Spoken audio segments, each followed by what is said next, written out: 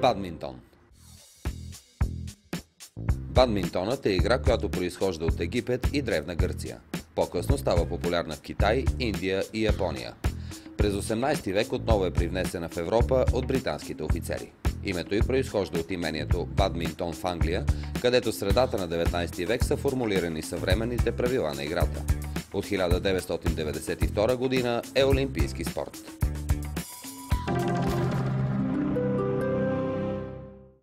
Бадминтонът е ракетен спорт. Играе се с ракети и перце. Ракетите приличат на тези за тенис, но са значително по-леки и финни. Перцето представлява коркова сърцевина с симетрично забити в нея птичи пера. Игрището за бадминтон е правоъгълно. Дължината му е 13 метра и 40 см. При индивидуална игра е широко 5 метра и 18 см, а когато се играе по двойки 6 метра и 10 см. Когато се играе по двойки, перцето е фаут, след като премине втората външна линия. При индивидуална игра границите са до първата външна линия. Игрището е разделено на две еднакви половини от мрежа, чието горен край е на 1 метър и 55 см от земята. На 1 метър и 98 см от мрежата се намира предната сервис линия. Централна линия разделя сервис полетата от ляво и дясно. Ограничителните линии са широки 4 см и са част от игралното поле, но от друга страна е забранено да се изпълнява сервис от играч, стъпил на линията. Играе се индивидуално или по двойки, може и смесени. Играчите отбелязват точка, като удрят перцето с ракетата си, така че да премине над мрежата и да падне в противниковата част на игрището или да провокира противника да го изкара в аут. Разиграването приключва, когато перцето падне на земята. Разрешено е то да бъде удрено само поведнъж от всяка страна преди да премине над мрежата. Играчите се стремят перцето да не падне на земята в тяхното поле. Ако това стане, се записва точка за противника. Играта е разделена на 3 гейма, като се играе за 2 от 3 гейма. Всеки гейм се играе до 21 точки. След 21 точки се играе до разлика от 2 точки, като максимумът е 30 точки. Първият достигнал 30 точки печели гейма. В началото на разиграването сервиращият и посрещащият застават в диагонално противоположни полета за сервис. Сервиращият удря перцето, така че то да достигне полето на посрещащия. Сервисът трябва да бъде изпълнен така, че ракетата и перото на сервиращия да бъдат под нивото на кръста. Грешно е, ако той е изпълнен над кръста или при сервис краката се отлепят от земята. Перцето трябва да бъде във въздуха, не е позволено да отскача от земята. Играчите трябва да са в рамките на игралното поле. Сервиращият застава в дясното поле за сервиране, когато точките му са четни, и в лявото, когато точките му са нечетни. Когато се играе по двойки, ако сервиращата страна спечели разиграване, продължава да сервира същият състезател, но сменя полетата за сервис, така че да сервира на всеки от опонентите си поред.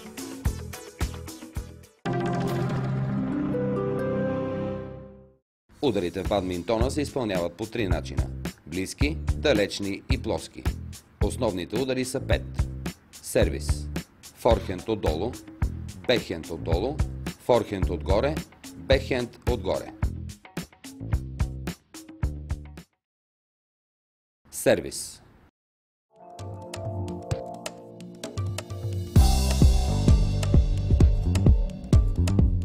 Сервисът в бадминтона се изпълнява от позиция близо до центъра на игрището, откъдето състезателят може най-бързо да вземе добра позиция на корта.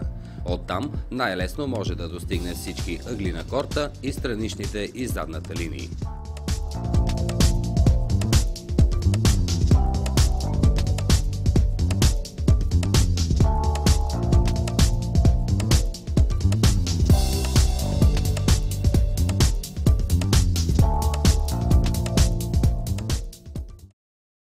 Форхенд отдолу.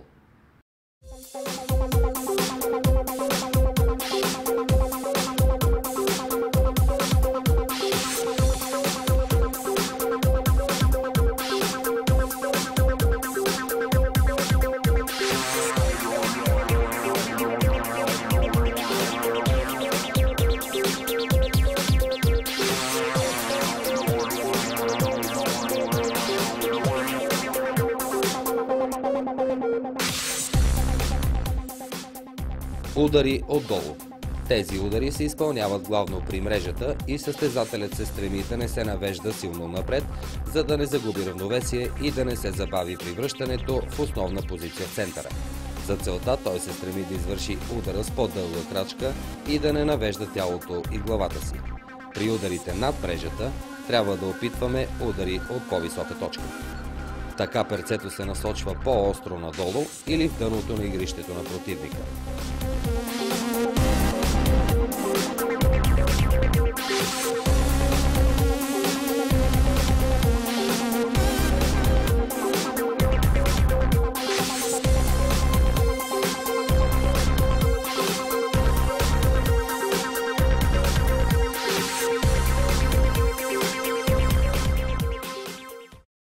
Бекхенд отдолу.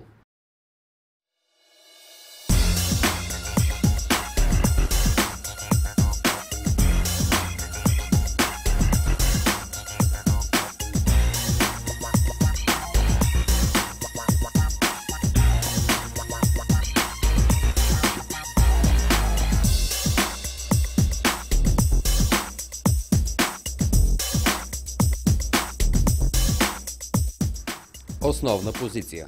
Тялото на състезателя е наклонено напред. Петите са отлепени от пода и тежестта е изнесена напред. От тази позиция състезателят най-бързо може да стартира към всяка точка на игрището и да отрази удара на противника.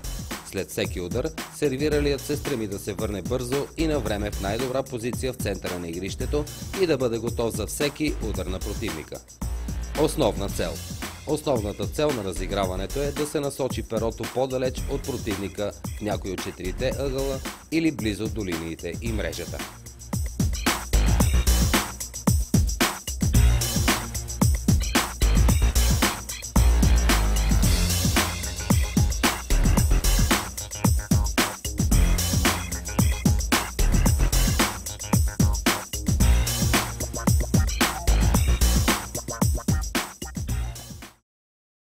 Форхенд отгоре.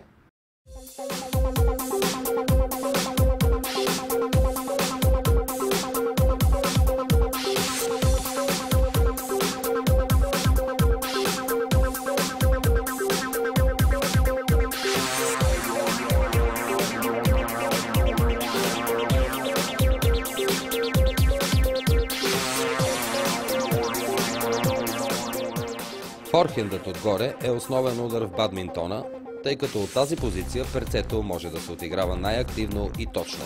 От тази позиция то се насочва близо до мрежата или дълбоко към задната линия на противника. Оттам може да се изпълни и най-ефективният удар забиване или смач, с който да се спечели разиграването. При него състезателят може да вложи най-много сила, като използва и тежестта на тялото си. Именно при този удар началната скорост на перото достига 250-280 км в час и макар че бързо намалява, докато стигне до противника, този удар е трудно да бъде отразен, особено ако е насочен близо до страничните линии.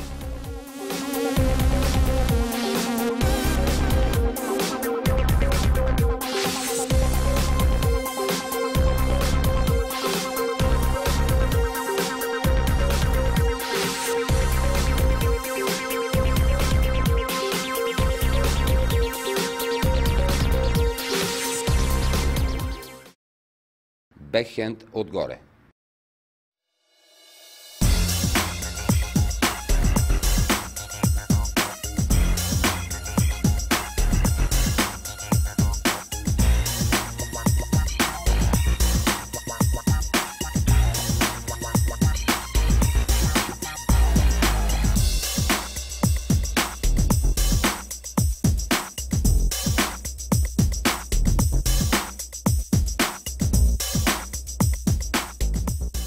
Бекхенд отгоре. При този удар перцето минава зад състезателя и той се обръща с гръб към мрежата. От тази позиция е трудно да се играе силово и активно, затова ударът се използва като последна възможност за измъкване от затруднено положение в задния ъгъл на игрището. Важно е то да се отиграе близо до мрежата или дълбоко назад. Много често състезателите вместо с бекхенд удрят перото с форхенд отгоре, но за целта е необходима добра координация, ловкост и гъвкавост.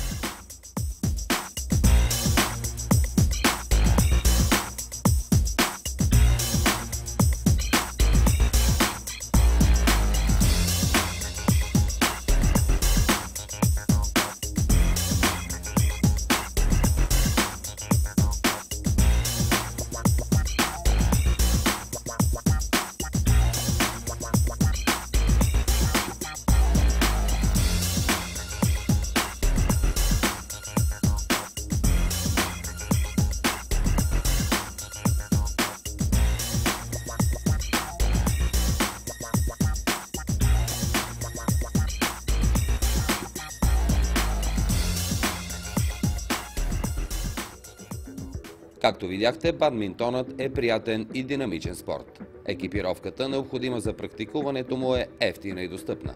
Не са необходими специални условия. А когато се спортува за удоволствие, не е нужна дори зала. Достатъчни са мрежа, просто една полянка и хубаво време.